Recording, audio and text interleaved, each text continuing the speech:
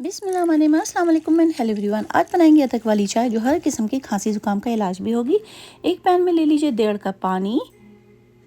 उसमें डालिए आप जिंजर का, जो अदरक का एक पीस होता है ना बड़ा सा, 8 ग्राम तक का ले लीजिए। उसको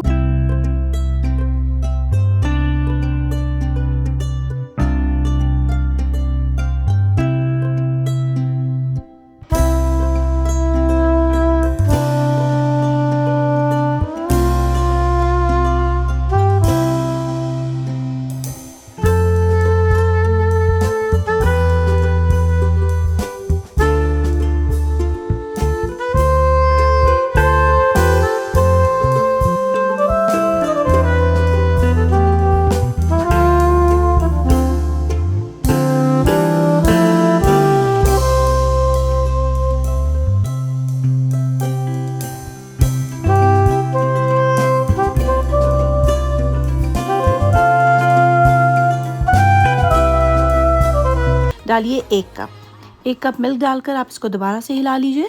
अगर आप दिन में एक दफ़ा भी ये चाय बनाकर पी लेंगे ना, तो जो खांसी ज़ुकाम और गला ख़राब होने की तकलीफ़ होती है ना सर्दियों में, उससे आप ज़रूर बच जाएंगे।